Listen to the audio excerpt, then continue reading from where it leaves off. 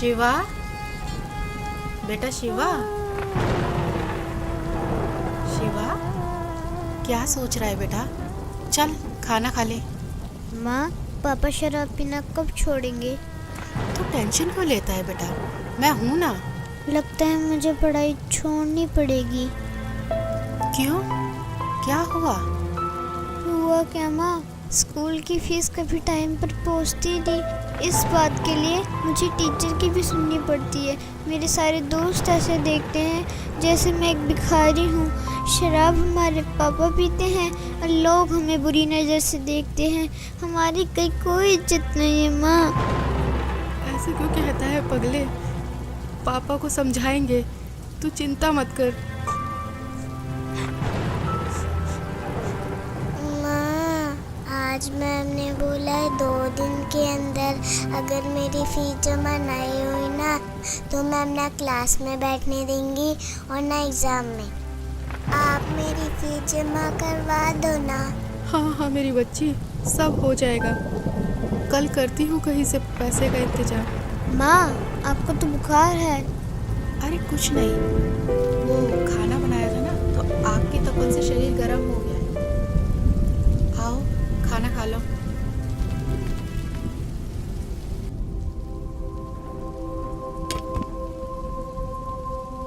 और हाँ, पढ़ाई छोड़ने के बारे में सोचना ही मत, समझे? वरना जिंदगी नर्क से बदतर हो जाएगी। करती हूँ तेरे पापा से बात। देख रहा है ना मुझे? अगर उस जमाने पे पढ़ाई पे ध्यान दिया होता तो आज तेरे पापा के साथ रहने के बजाय अलग कमा के खा रहे होते।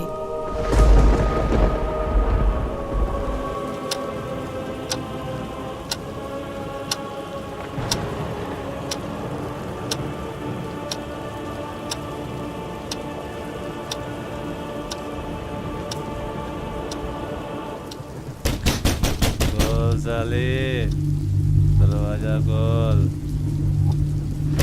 खोल साले, दरवाजा खोल। अबे कहाँ मर गई साली? खोल साले। इनका तो रोज रोज का ड्रामा हो गया। आज तो दरवाजा खोलूंगी ही नहीं। खोल नहीं तो तोड़ दूंगा इसको। खोल साले, दरवाजा खोल। अबे तोड़ दूंगा इसको साली, दरवाजा खोल। और कहाँ मर गई साली?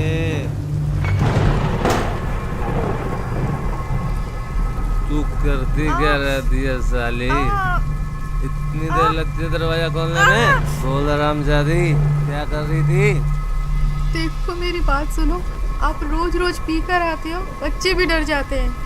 तू मुझे समझाएगी?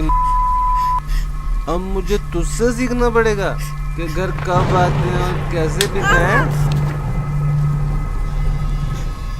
तू मुझे समझाएगी साली? तू मुझे सिखाएगी साली? तू मुझे समझाएगी साली? तू मुझे समझाएगी? मुझे समझाएगी?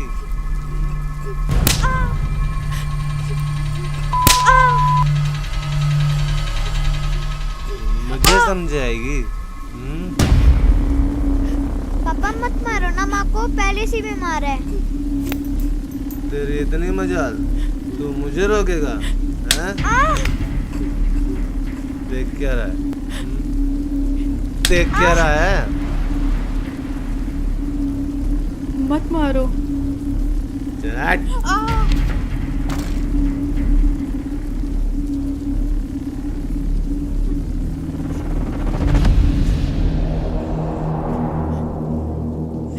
तू मुझे मारेगा साले? मैं भी देखता हूँ तेरी माँ ने तुझे कितना दूध पिलाया।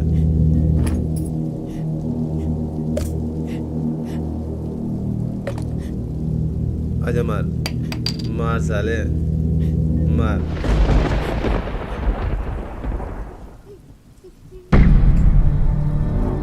तुम सबको देख लूंगा मैं।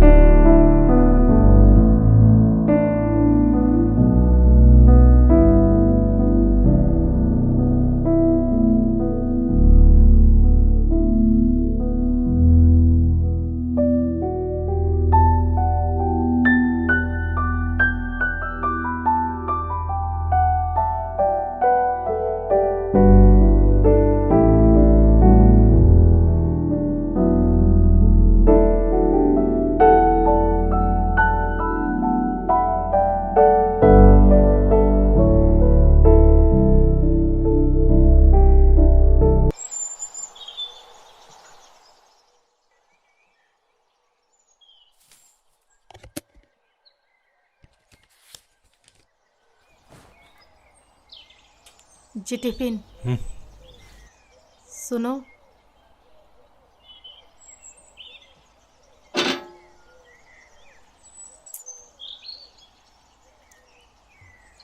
माँ, माँ, जल्दी चलो, मैं स्कूल के लिए लेट हो रही हूँ।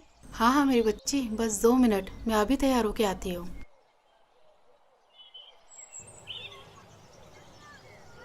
शिवा बेटा, तू आराम कर, मैं राधिका को स्कूल छोड़ के आती हूँ। ठीक है माँ।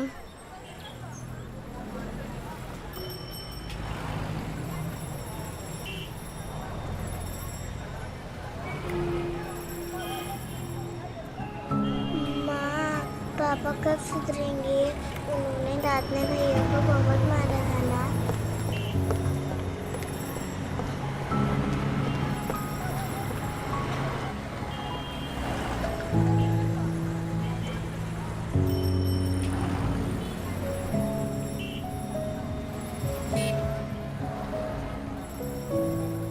हे भगवान, कब तक इन बच्चों को दिलासा दूँ?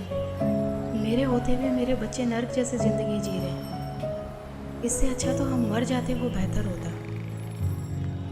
कम से कम रोज रोज की मार पिटाई और समाज में जलील होना तो बंद होगा।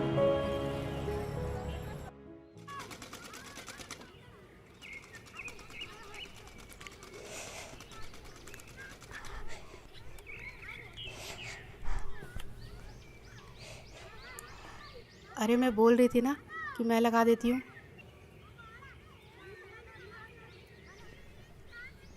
ला, मुझे दे। ठीक है।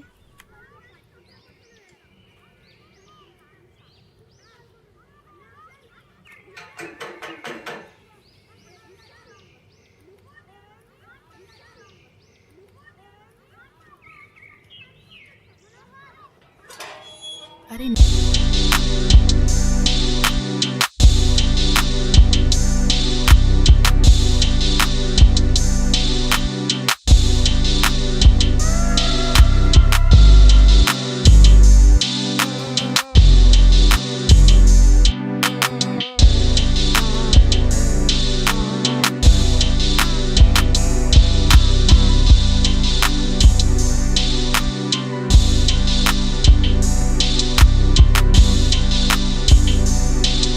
क्या करे दीदी, पिछले जन्मों में कुछ पाप किए हुए हैं तो वो इस जन्म में भोगने ही पड़ेंगे। नहीं पुष्पा बहन, ऐसा नहीं है।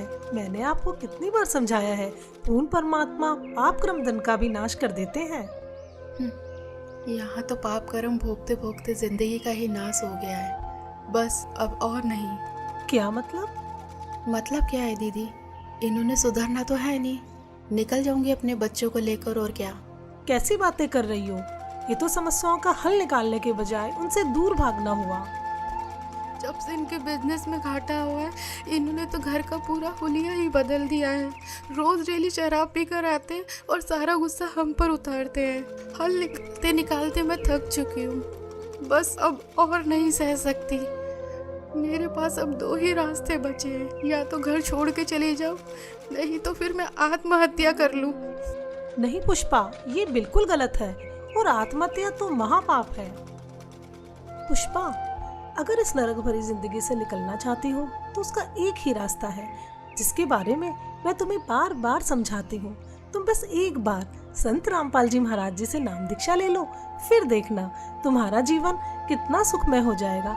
एक सच्चे संत के पास हर समस्याओं का समाधान होता है। अच्छा मजाक करती हो दीदी, भला नाम दीक्षा लेने से भी इनका कुछ हो सकता है क्या? कितनी तो हमने झाड़ फूक करवा ली, कितने इनको नशा मुक्ति केंद्र में भेज लिया, और ना जाने कितनी इनको दवाइयाँ मैंने खाने में मिला कर दी, पर इनका नशा नहीं छूटा। और हाँ, आप बोल रहे हो कि गुरु बनाकर भक्ति करने से सब ठीक हो जाएगा, तो आपको बता दूं कि हमने काफ़ी गुरु बनाकर भी देखे हैं, पर इनका नशा छूटने के बजाय और बढ़ गया है।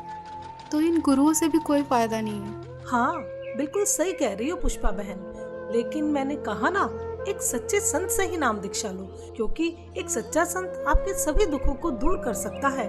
और संत रामपाल जी महाराज जी तो पूरे विश्व में एकमात्र ऐसे संत हैं जो शास्त्रों के अनुसार सत्य भक्ति बता रहे हैं, जिसके करने से राक्षस भी देवता बन जाते हैं। दीदी, मैं पहले से ही दुखी हूँ। मैं पैसे कहाँ से लाऊंगी गुरुओं के पास जाने के लिए? और आपको तो पता ही है कि घर की हालत कैसी है और इसके पापा कितनी शराब पीते हैं। मैं सब जानती हूँ, मैंने भी ये नरक भोगा है। पुष्पा बहन, क्या तुम भूल गई?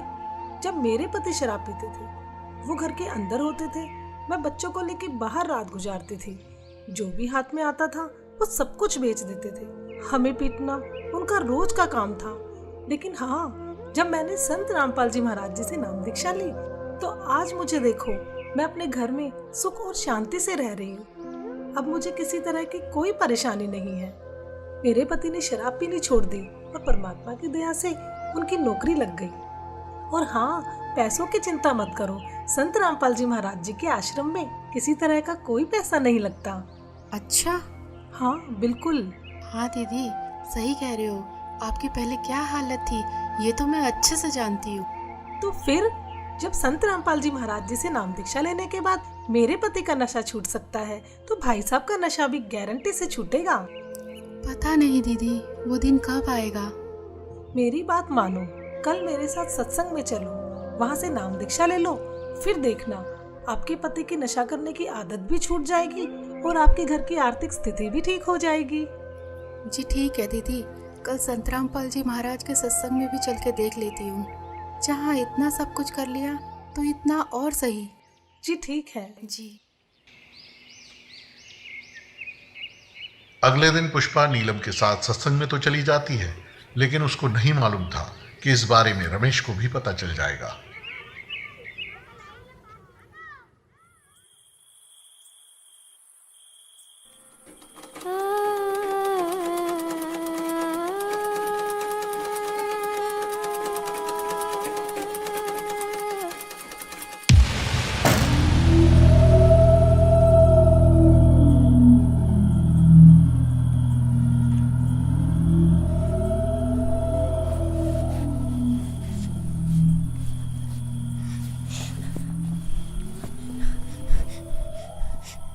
क्यों री, बहुत शौक चढ़ाते हो सत्संग में जाने का?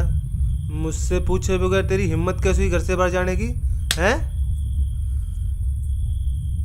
कोई और जगह नहीं मिली पूरी दुनिया में? सत्संग में जाती है साली, सत्संग के बहाने कहाँ जाती है? आप जैसा शराबी कबाबी कभी नहीं समझ सकता सत्संग की कीमत को। दूर रहो मुझसे। अपना जीवन तो बर्बाद कर रखा है और हम भक्ति करें ये भी नहीं देखा जाता आपसे। मुझे पता है क्या होता है तेरे सत्संग में। बकवास करने जाती है तू वहाँ। बस यही दिन देखने को रह गए थे, नाक कटा के रख दी तूने मेरी। और खबरदार, आज के बाद सत्संग का नाम भी लिया तो यहाँ चल गाना लगा।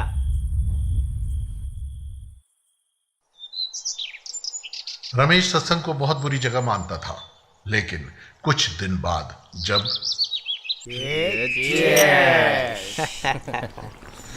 हाँ यार, छोड़ क्या क्या। अबे कौन है साला? अरे दिनेश। अरे पूछ आ जाएगा कि नहीं?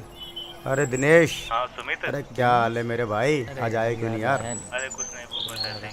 अरे यार तेरे बगैर तो पार्टी में मजा ही नहीं आता यार। हाँ ठीक है, ये बता रमेश है वहाँ? कौन? रमेश? हाँ है ना, ये ले बात। हाँ दिनेश भाई, कैसा है मेरे यार? बढ़िया भाई। आ जाया नहीं तू यार? अरे दारू के पैसे हम दे देते भाई। अरे वो सब छोड़, तू ये बता कि तुझे पता है कि भाभी कहाँ जा रही है? क्या मतलब? मैंने अभी मिश्रा की वाइफ के साथ सत्संग में जाते हुए देखा है। इसकी और हाँ, तो आज तो तेरे दोनों बच्चे भी साथ हैं। इसकी तो अरे क्या हुआ छोड़ भाई? यार। क्या हुआ? अरे कुछ नहीं यार, तुम्हारी भाभी आज फिर सत्संग में जा रही है। अरे समझा ले उसे, बिगड़ जाएगी वो।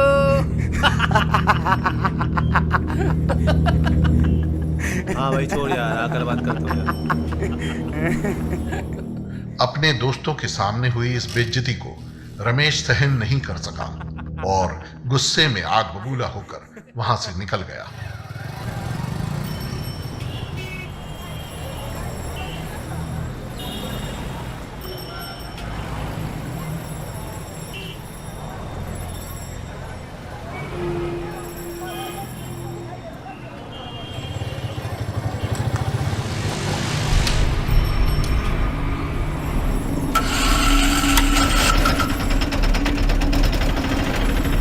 चल साली, आज तेरा सत्संग भी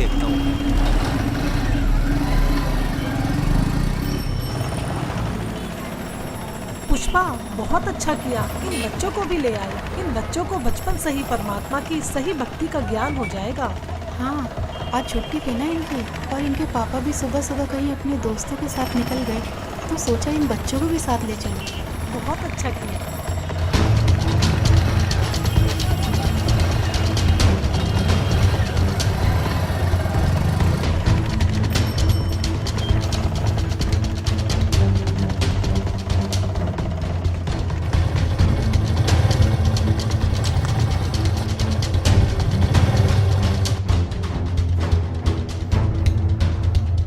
क्या बताते हैं भगवान, परमात्मा हमें याद दिलाते हैं।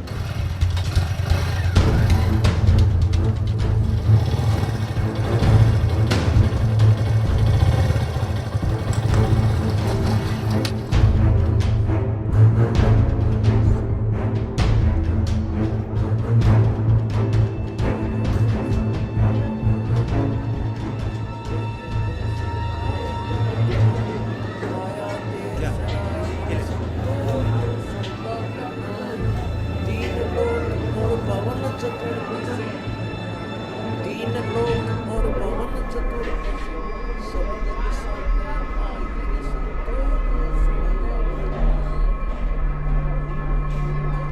दुगने तिगने किए चौगने, दुगने तिगने किए चौगने, किन मूल गवाई रे संतो यो सौदा फिरना,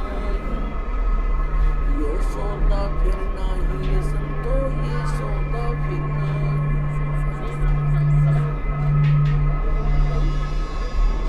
फिर क्या बताते हैं, यो दम टूटे पिंडा, सच है भगत जी, इधर नहीं जाना आपको। क्यों? क्योंकि ये बहनों का पंडाल है, आप उधर बैठ के भाइयों वाले पंडाल में सत्संग सुन लीजिए। उस दरगाह में मार पड़ेगी, उस दरगाह में मार। आश्रम में सभी को सत्संग सुनते हुए देखकर रमेश भी उन्हीं के बीच शांति से बैठ जाता है। मदरा पीवे कड़वा पानी, 17 जन्म समान के जानी। ओए, एक बार शराब पीता है तो 17 जन्म कंटिन्यू कुत्ते की योनि में जाओगा वो, एक बार। और जिसने बोतल की बोतल खाली कर रखी है उसका तो पता नहीं 1000 जन्म हो गएगा, 2000 जन्म कुत्ते के, और कुत्ते का जन्म तो कब तेरा। अब तो अफलातून पी के घुटी ला के शराब की और टिट्टी पाक जाए, और पत्नी रोवा खड़ी खड़ी कि ये रोटी खा ले ना मरेगा। वह थाली लेकर जाएगी, रोटी खा लो, और वो मारेगा ठोकर, दूर आ जा। वो पड़ेगी सारा दूर जाके पड़ेगा भोजन, और फिर उस दुष्ट आत्मा के साथ क्या होगा, कुत्ता बन के क्या खाएगा। जब तो ठोकर मारा था थालियों के, कुत्ता बनेगा, और फिर भूख लगेगी, सारी रात भौंकेगा, गली में पड़ेगा गर्मी सर्दी में। सुबह उठते ही कहाँ जाता है कुत्ता, रसोई में। मैं कहा उसने भोजन की, ऐसे ऐसे कर कर सीधा जाएगा जैसे कोई टोकनी है कोई नहीं, कि भूख लग रही, डट्टा जाना। अब वहाँ रसोई में अब कौन पढ़ दे उसको, मूर्ख को। कोई देख लेगा घर का सदस्य, पहले उसको करेगा तो, पर वो कानों पर घटाड़ा करे, भूख लग रही जोर की, सीधा ही चल पड़ता है वो। फिर उठा कर लठ उसके कड़े में ठोकेगा कमर में, फिर ट्या ट्या ट्या करता जाएगा गली में। फिर कुछ देर के बाद कुछ भूल सी पड़ेगी डंडे की, फिर सोचेगा भूख तो क्यों अंदर है ही, फिर दूसरे मकान की तरफ चलेगा। वहाँ उसके भाग और दुर्भाग्य, उसने कोई टूक मिला या लठ मिला या जूत मिला। जब वहाँ भी उसकी सेवा लठ से होगी तो फिर वो प्रयत्न छोड़ देता उस दिन का, फिर वो बाहर भागता जंगल की तरफ। वहाँ क्या खाता है, टट्टी खा के आता है। अर्ध पी के शराब मारा था ठोकर। तो ये कर्म याद दिलाए जाते हैं। ये किसी डोम बाट के गीत नहीं भाई, भगवान की बताई हुई गाथा, और जिन महापुरुषों ने इसका लाभ उठाया वो आपके प्रत्यक्ष कर दिया, और दास ने इसका अनुभव हुआ, और आप भी पार हो गए। इस ज्ञान को जितना फैलाओगे आपको उतना ही पुण्य मिलेगा, ये सत्कर्म मान लेना। सभी आपके भाई बहन हैं, भटक रहे हैं, प्यार से समझाना, क्योंकि प्यार से मानेंगे एक बार तो सबको रिएक्शन होगा ही होगा, क्योंकि काल बैठा है। ये बानी सुना दो, उनको कोई चिप दे दो, वो सुनते रहेंगे, काल भाग जाएगा, फिर वो अपने आप यहाँ आएंगे। आपके भाई बहन विश्व के प्राणी सब एक परमात्मा के बच्चे, ये ध्यान रखना।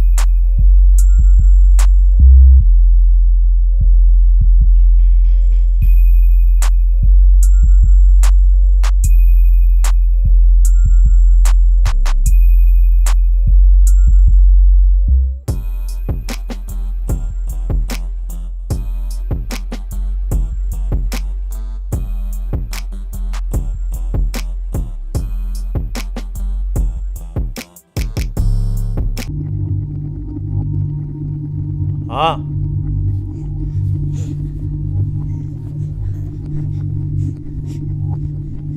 कहाँ गए थे तुम? जी वो यहीं बस वो चुप कर, कहाँ लगा? पता नहीं कहाँ घूमती रहती है। जी ठीक है, लगाती हूँ।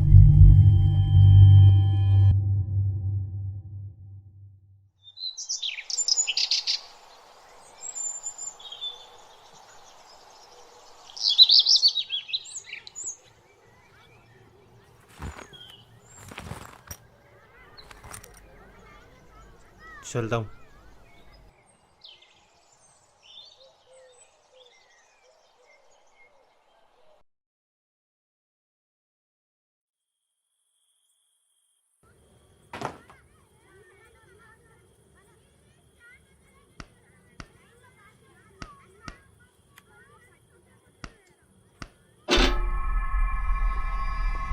माँ,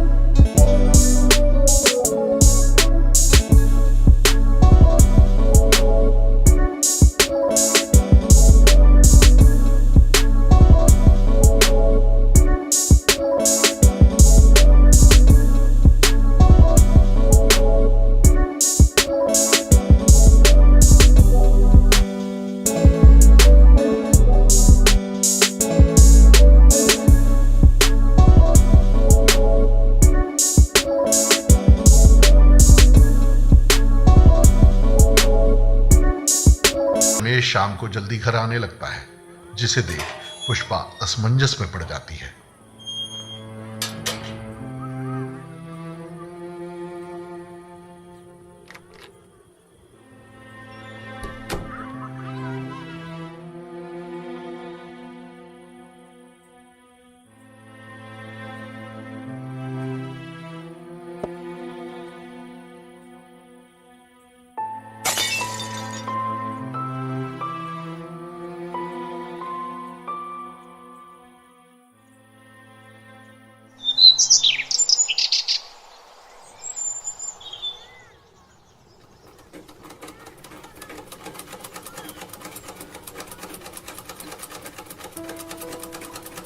माँ, पापा आजकल दारू घर पर लाकर क्यों पीने लगे?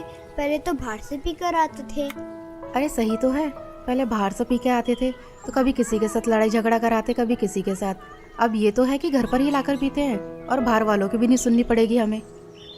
हाँ माँ, आजकल उनके स्वभाव में भी बहुत बदलाव आ गया है। लड़ाई झगड़ा और गाली गलौज भी बहुत कम कर दिया है। सही कहा भैया, अब तो मम्मी की पिटाई भी नहीं करते।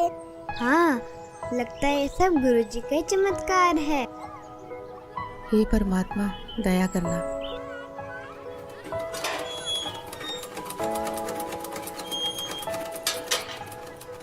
अरे नीलम दीदी, आइए आइए। और पुष्पा कैसी हो? बस दीदी, मालिक की दया है। अच्छा पुष्पा, मैं ये बताने आई थी, कल सत्संग है आश्रम में, क्या आप चलोगे? नहीं दीदी, कल तो इनके पापा की छुट्टी है, तो नहीं हो पाएगा। कोई नहीं। हाँ, अगर पिछली बार की तरह इनका बाहर जाना हुआ तो चल पड़ेंगे। जी मालिक ही दया करेंगे। अच्छा बहन, चलती हूँ। सत साहेब। सत साहेब।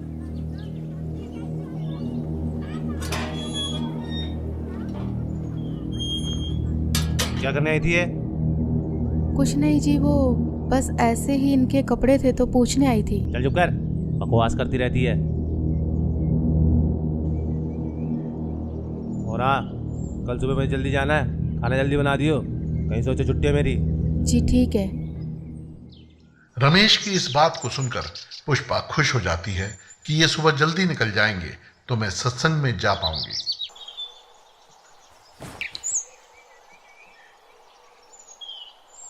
अच्छा ठीक है, मैं जा रहा हूँ। ठीक है जी।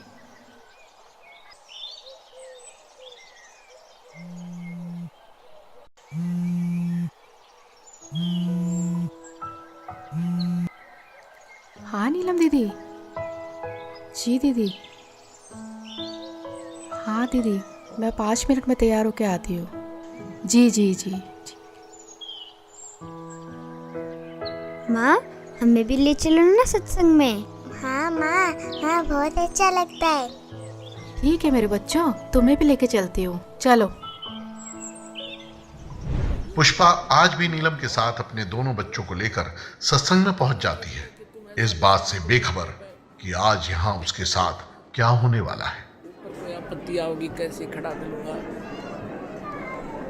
और क्या बताना चाहा था, जो परमात्मा 18 लाख व्यक्तियों को और 3 दिन तक भोजन भंडारे, लड्डू, जलेबी, कचौड़ी, पकौड़ी और दोहर और असरफी दे सकता है एक झोपड़ी में बैठा व्यक्ति, वो समर्थ कितना है। और आपको क्या नहीं दे सकता, पूरे विश्व को खिला सकता, वो पूरे असंख्य ब्रह्मांडों को 1 सेकंड में सब कुछ भर दे, हरा भरा कर दे इस पृथ्वी को, और आपका घर भर दे पूरा।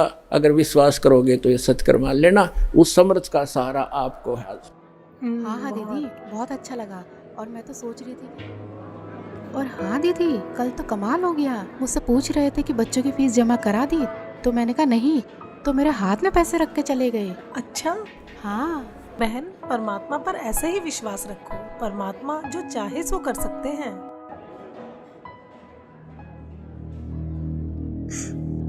पापा,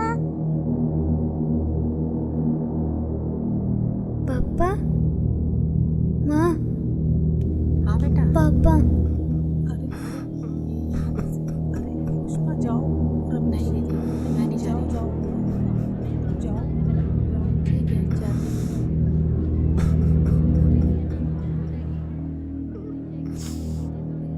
मुझे माफ कर दो परमात्मा, मैं पापी हूँ मालिक। क्या हुआ जी? मुझे माफ कर दो पुष्पा, मुझसे बहुत बड़ी गलती हो गई। मुझे नहीं पता था मैं क्या कर रहा हूँ, लेकिन आज ये सत्संग सुन के मेरी अंतरात्मा जाग उठी है। मुझे गिलानी हो रही है अपने कुकर्मों में। मुझे माफ कर दो पुष्पा। कोई मुझे नहीं, माफ कर आप दो। रोइए मत।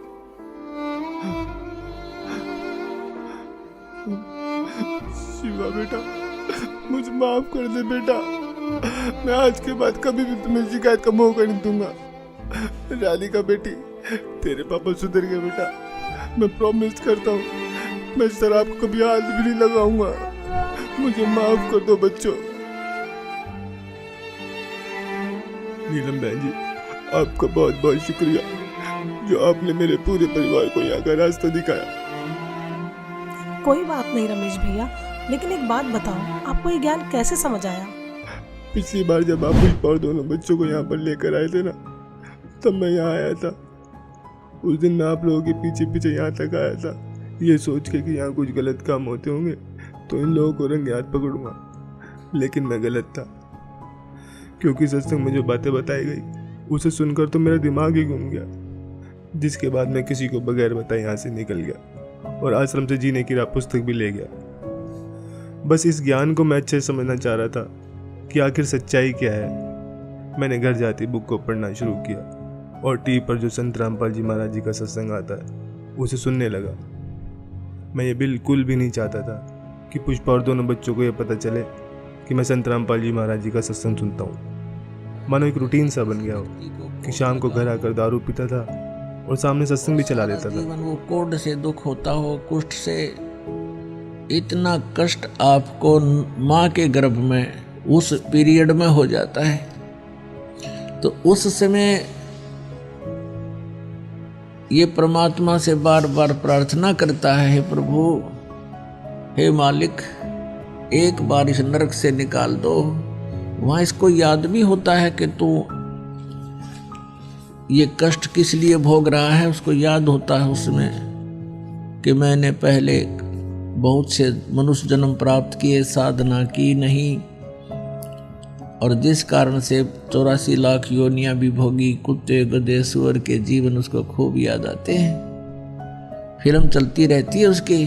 तो फिर ये कहता, भगवान एक बार इस नरक से निकाल दो, सदा आपको याद करूँगा, परम संत की खोज करूँगा जैसा कि आपने बता रखा है, और सत साधना करूँगा भगवान, केवल अपने पेट के लिए कार्य भी करूँगा लेकिन आपकी याद नहीं भूलूंगा। अब परमात्मा कहते हैं बाहर आ जाता है प्राणी और आते ही सबसे पहले भगवान भूलता है, बाकी सारी बकवाद याद कर लेता है। शराब पीनी, मांस खानी, सिनेमा देखना और 36 फंड, बड़ी कोठी कार बनानी। तो कहते भगवान बोल कर सब कुछ याद कर लेता है ये। फिर परमात्मा ही याद दिलाने आते हैं उसको। सत्संग सुनते सुनते मुझे कुछ ज्ञान भी होने लगा और दारू से तो मुझे नफरत सी हो गई थी।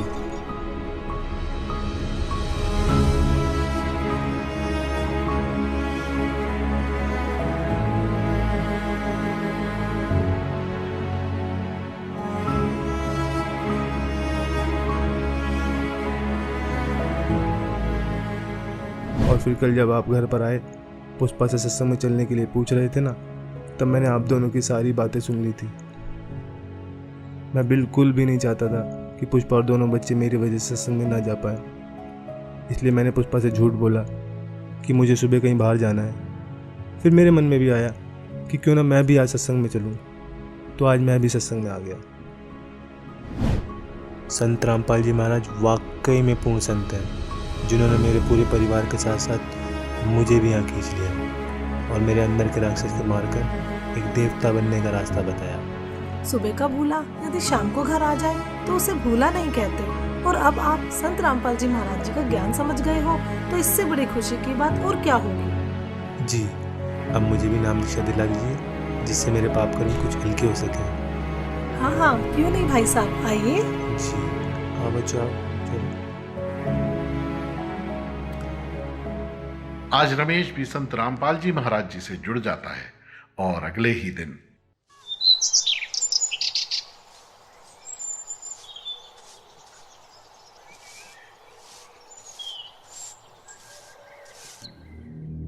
ये क्या कर रहे हो आप? कल तो आप कह रहे थे कि आज के बाद शराब नहीं पीऊंगा।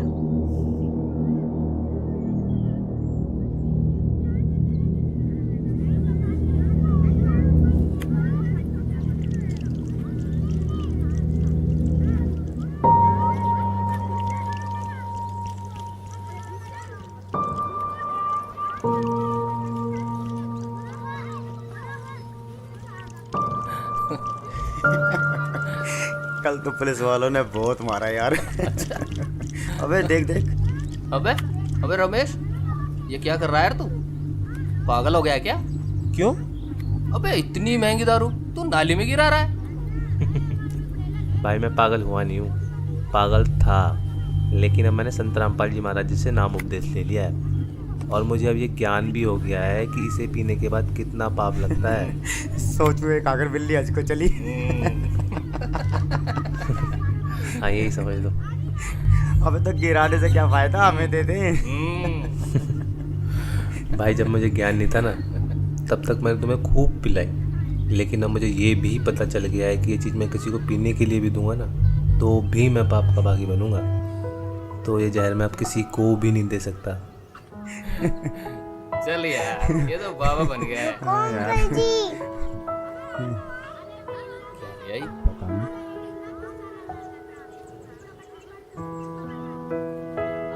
अरे ये क्या ले आई?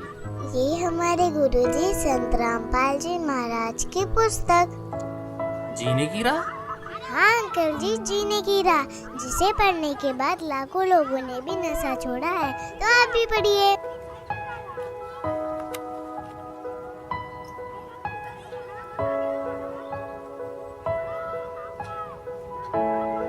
हाँ राधिका बेटा, आपने बोला है तो हम जरूर पढ़ेंगे।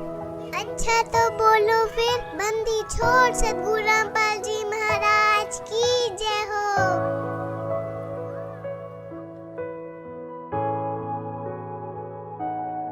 तो दोस्तों आपने देखा आखिर किस प्रकार रमेश का नशा छूट जाता है। संत रामपाल जी से जुड़कर लाखों लोगों ने अपना नशा छोड़ा है।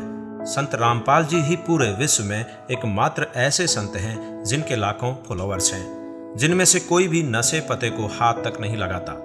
उनका मिशन है कि पूरे विश्व से नशे को खत्म कर सबको सत भक्ति मार्ग पर लगाना, ताकि आप और हम सभी मनुष्यधारी जीवों का यह मनुष्य जीवन सफल हो जाए। धन्यवाद।